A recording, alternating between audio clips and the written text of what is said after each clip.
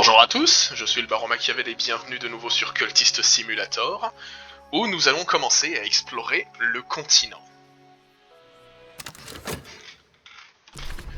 Alors, la dernière fois où est-ce qu'on en était?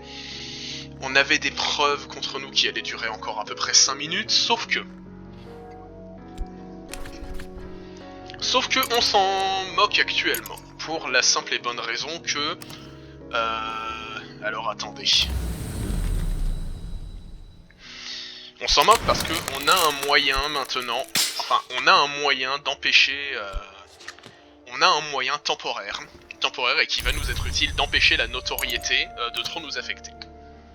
Mais, la première chose qu'on va faire c'est explorer quel endroit, laissez-moi consulter mes notes.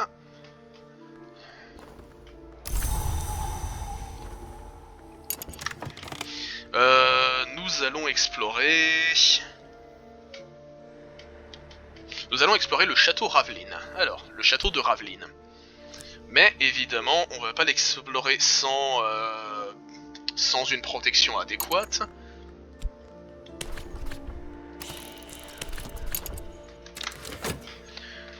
Et pour ça... Ouais, on va encore invoquer un envers.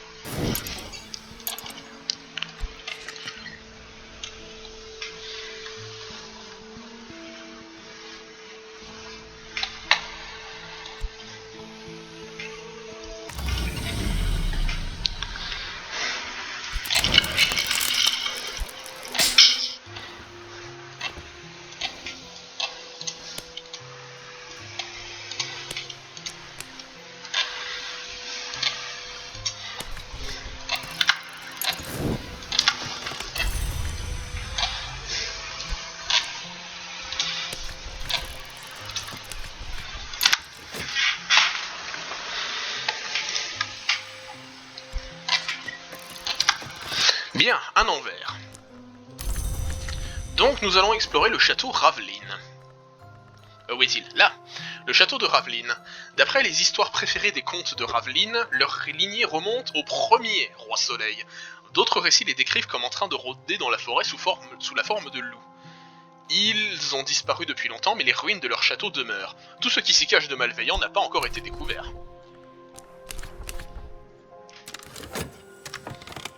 Donc on va envoyer un envers et un disciple perspicace, ça devrait suffire.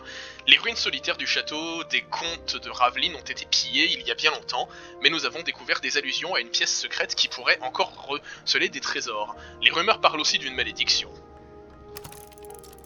Alors, et aussi, nous allons essayer de regagner notre position à Glover & Glover.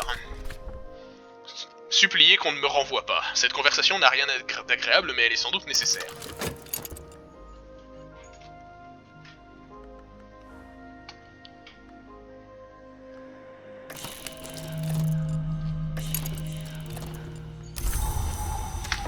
Donc, deux obstacles. Une porte dérobée, les portes dérobées peuvent être découvertes grâce à la lanterne ou à l'ouverture, et...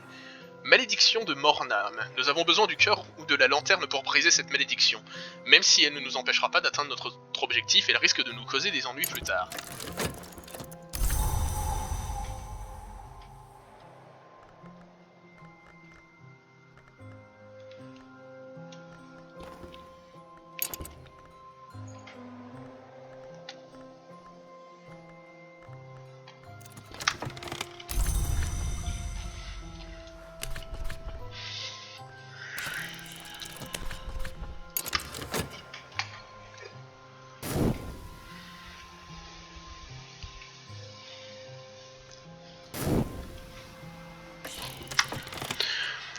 Nous invoquons le veilleur qui illumine. Nous trouverons très certainement cette porte dérobée. Décidément, nous invoquons beaucoup le veilleur dans nos expéditions.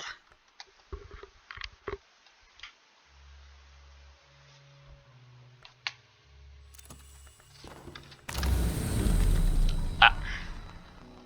Non, toujours pas.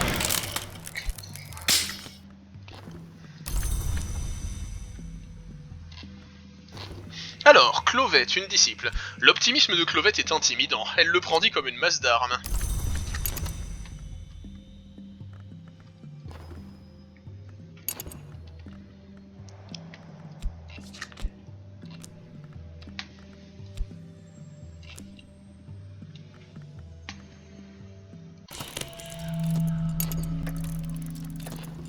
Ouverture de la porte dérobée. De légères démarcations dans la pierre, une surface qui cède à la pression, nous l'avons trouvée. La porte dérobée s'ouvre dans un grincement désagréable en crachant un nuage de poussière.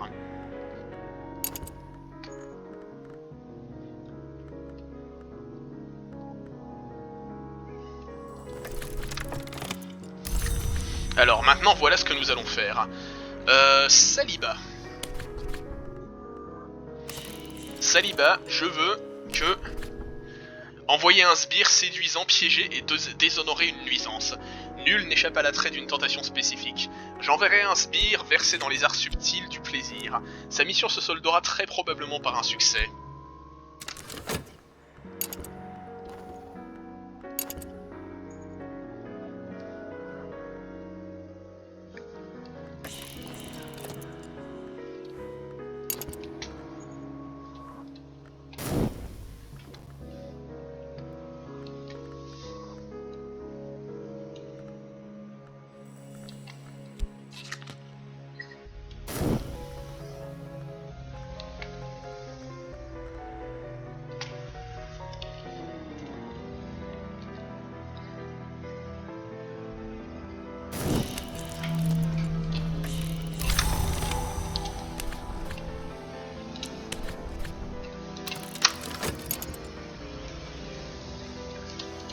Alors, nous invoquons le colonel à qui rien ne s'oppose. Le colonel est une heure violente, mais il connaît la lumière et a survécu à bien pire. Nous pourrons très certainement compter sur sa puissance pour nous protéger.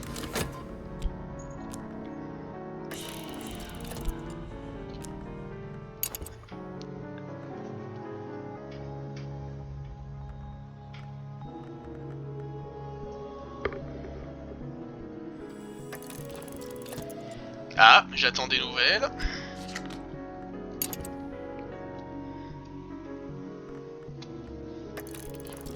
La malédiction s'affaiblit. Notre puissance surpasse celle de la malédiction présente ici.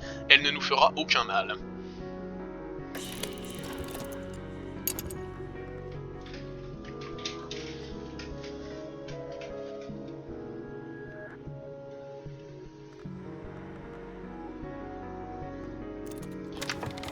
Mon sbire est de retour et a découvert une tentation et à laquelle notre nuisance a volontiers succombé, au modeste prix de sa réputation en ruine. Bien joué, Saïba. L'absence inattendue d'Alden fait grand bruit au bureau. Un échalas nerveux du 3e étage a été nommé superviseur des comptes par intérim. Contrairement à Alden, il ne se mêle pas de mon travail.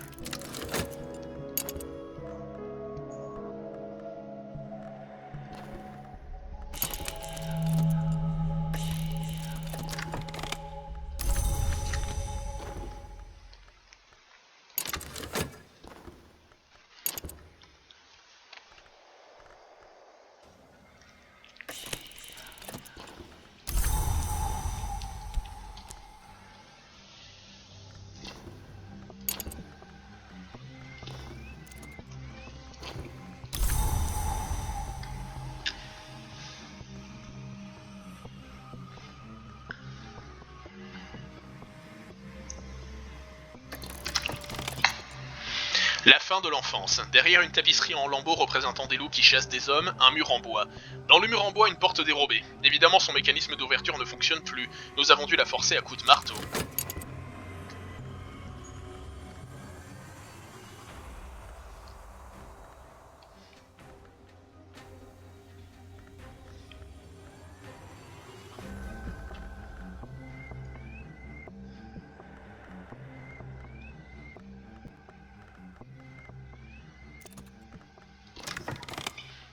De l'encre, du papier et le bourdonnement des lampes électriques. Il fait noir quand je quitte le bureau, mais je n'ai pas dépassé l'heure prévue.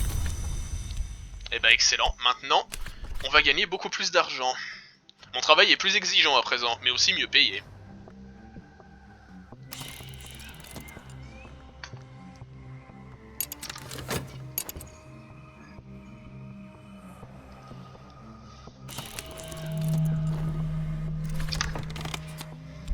Alors, pause.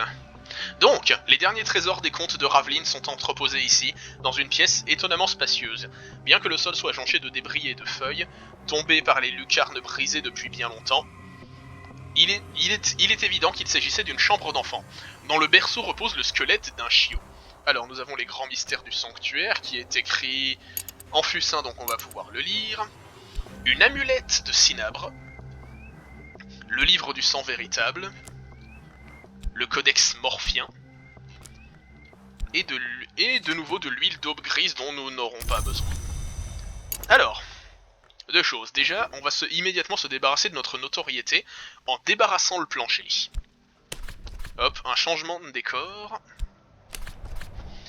Établissons le siège de notre organisation ailleurs. Votre siège déménagera de façon permanente. Cette action est irréversible et peut réduire votre notoriété.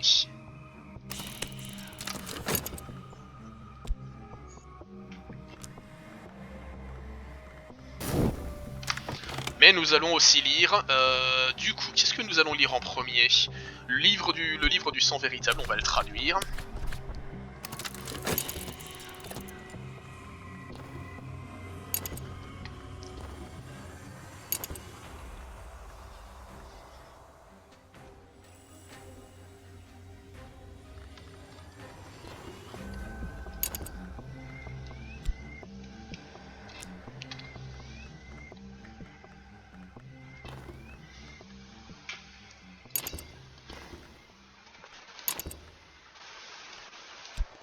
Bon, et peut-être que l'envers va encore nous servir ? Je sais pas. Je ne sais pas. Est-ce que l'envers va encore nous servir ? Oui, il va encore nous servir. Il va encore nous servir, donc on va encore s'en servir.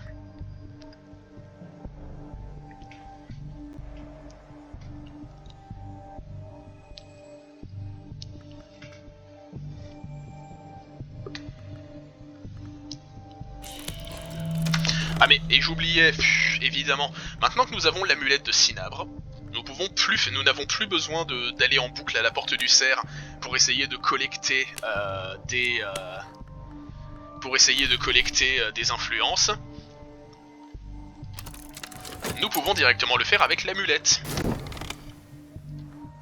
Alors ça c'est très bien. Ça c'est très bien, parce que ça va nous permettre aussi de faire quelque chose plus tard.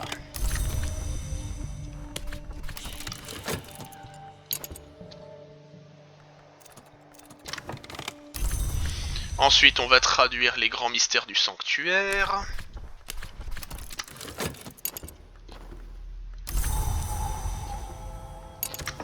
Alors, je disais donc qu'effectivement nous allions pouvoir le grenier du chasseur de clés.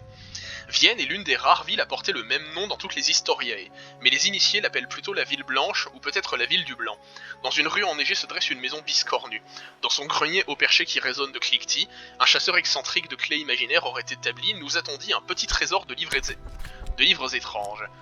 Alors, on va envoyer l'envers, et de nouveau notre disciple perspicace.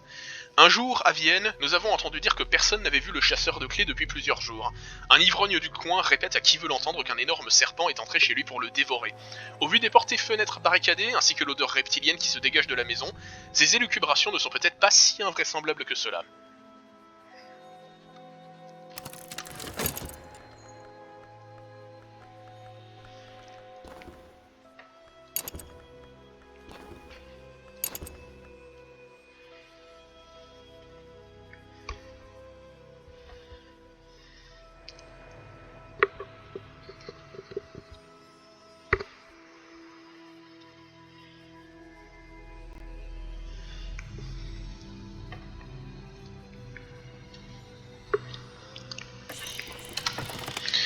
L'expédition se poursuit. Alors, Une porte dérobée. Les portes dérobées peuvent être découvertes grâce à la lanterne ou à l'ouverture.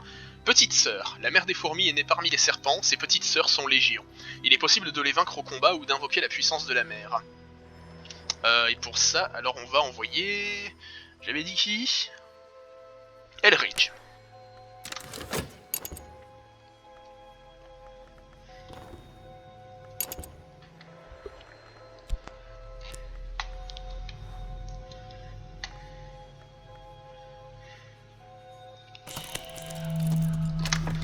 Alors, Dorothy, une disciple.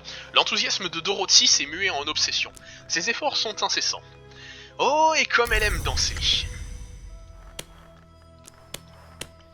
Toi.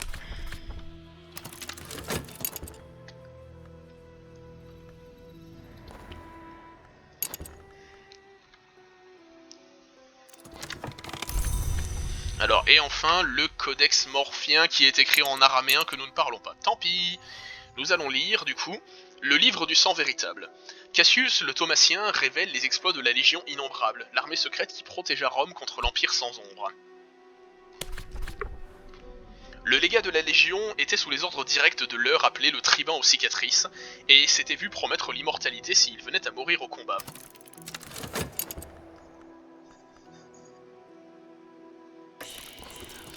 Alors, notre force est sans égale, ses yeux semblables à des lampes à pétrole, ses écailles de jade noire. Le serpent est un ennemi redoutable, mais il n'est pas de taille contre nous.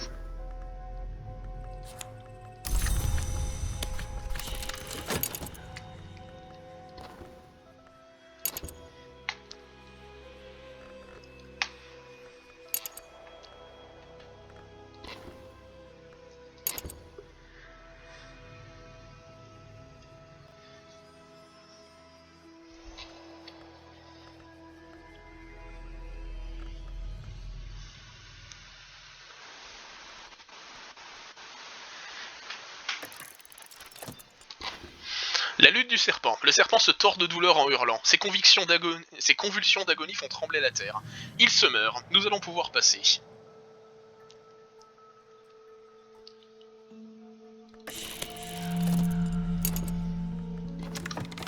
Alors. Disciple mutique. Une personne loyale et discrète comme une tombe.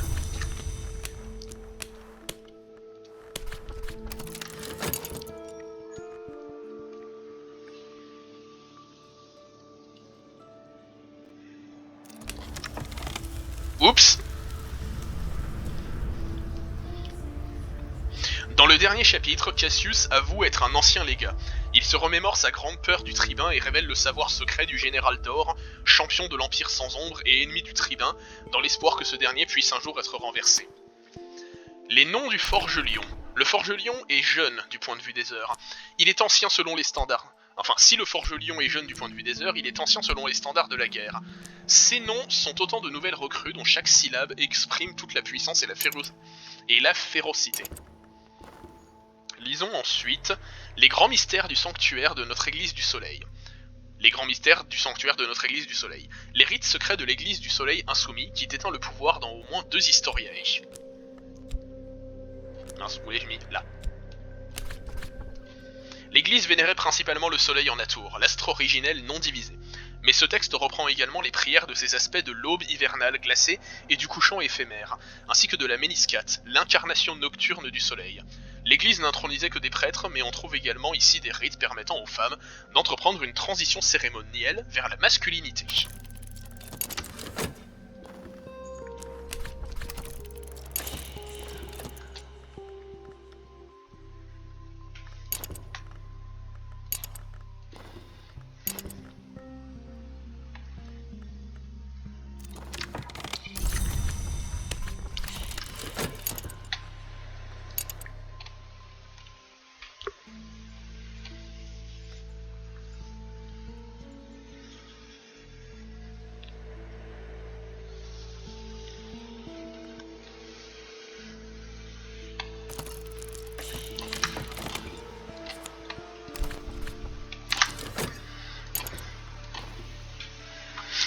Nous invoquons le veilleur qui illumine. Nous trouverons très certainement cette porte dérobée.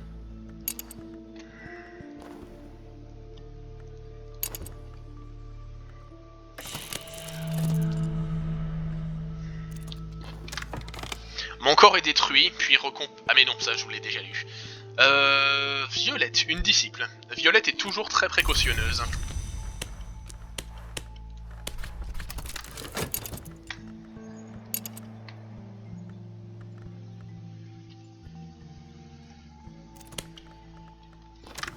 Alors, les rites les plus sacrés avaient lieu dans le Concursum, la chambre au cœur de la manse dans laquelle les heures passaient parfois.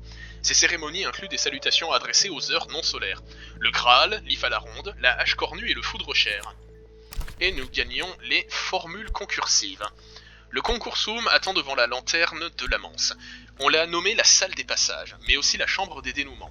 Ces arcanes dépassent assurément la compréhension humaine, mais ces formules en sont une première approximation. Et nous ne pouvons pas lire d'autres livres pour le moment.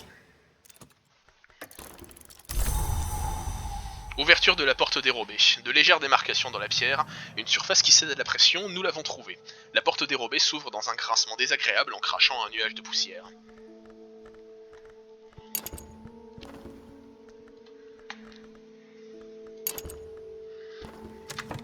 Ce que nous allons faire en attendant...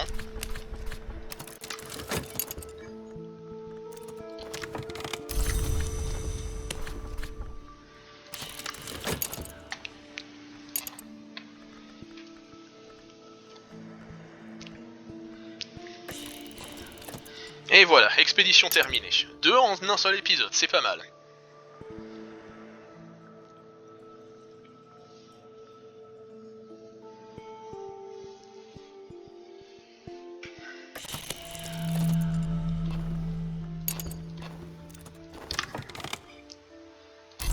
Alors, Auclair, une disciple. Auclair ne parle que très peu. Elle choisit ses mots avec soin. Même ses mouvements se font plus parcimonieux. Personne ne l'a jamais vu cligner des yeux.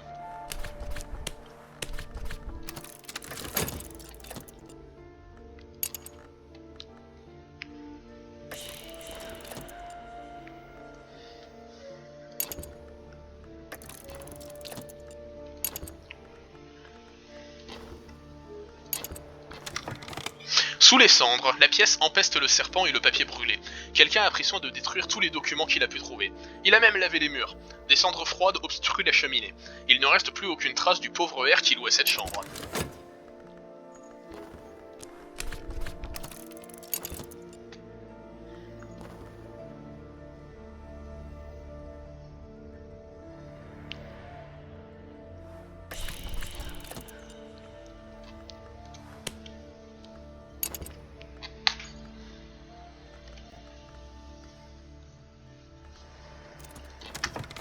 Alors, sous les cendres, un unique morceau de papier déformé par la chaleur a survécu aux flammes.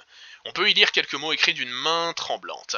Madame K. Verte Calcédoine, 3 lobes, les feuilles du printemps à la lue. À notre grande surprise, nous trouvons également plusieurs livres en parfait état, rangés dans une valise. Visiblement, la personne qui a détruit les journaux du chasseur clé n'a pas jugé utile de brûler ses ouvrages.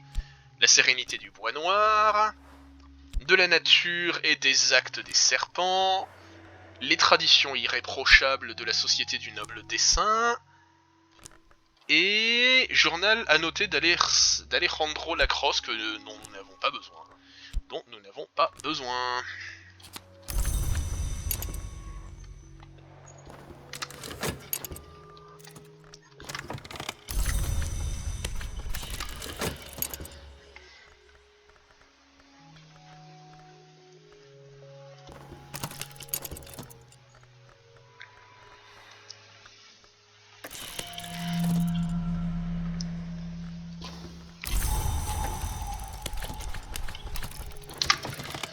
Alors, un disciple robuste, un concentré de loyauté et de muscles.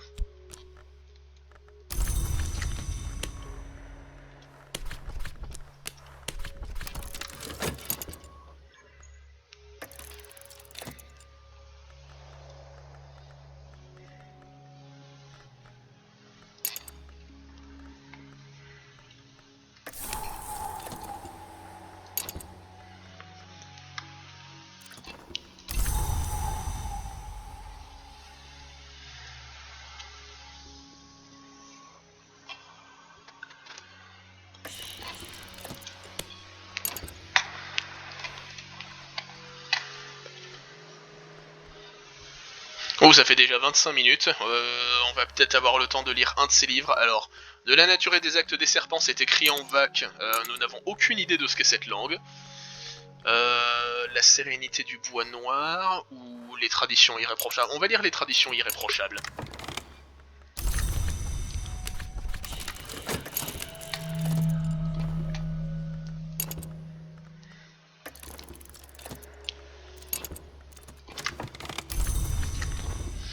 Alors, Elridge, un disciple.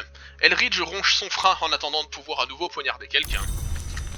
On va prendre Léo et on va lui parler de ceci.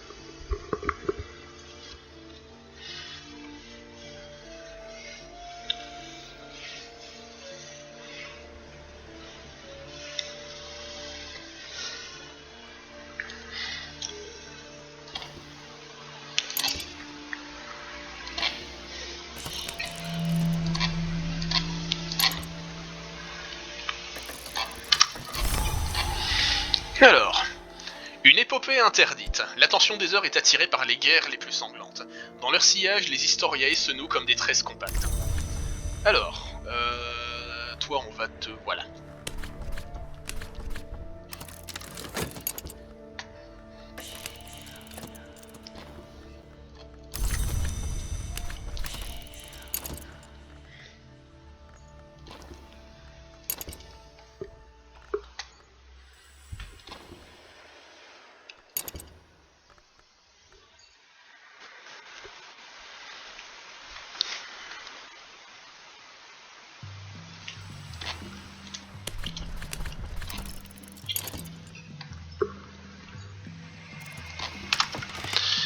Ah, bon sang.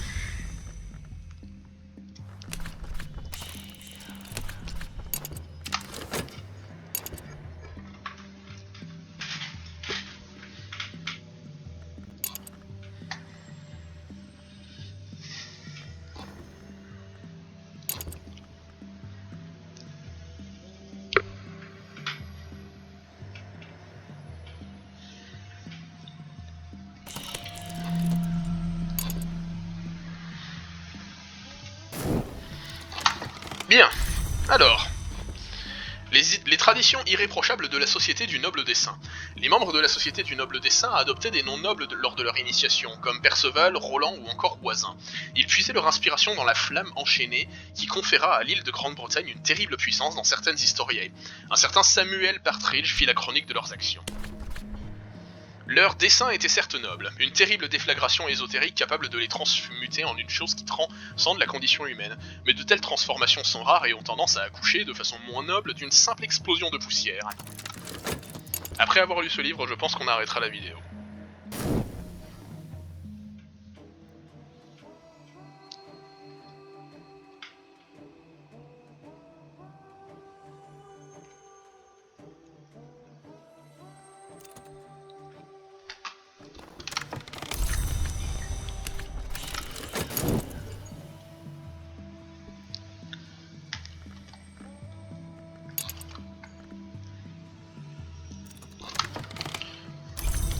J'ai oublié, je crois que j'ai oublié de vous décrire... Ah non, non c'est bon, je vous ai bien décrit Elridge quand il est devenu disciple.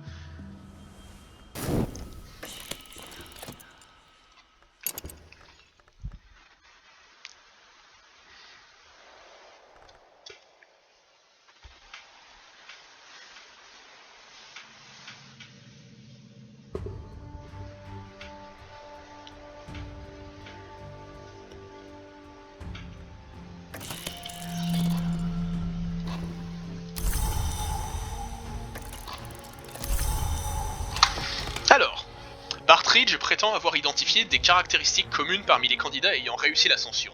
Tous ont franchi la porte du cerf et étaient des sages attestés. Tous ont proclamé l'invocation kalidatique, ont un rite plus puissant encore, au début de leur voyage. Et tous étaient riches. Et nous gagnons une autre oraison ardente. Eh bien, je pense que c'est ici que la vidéo va s'arrêter.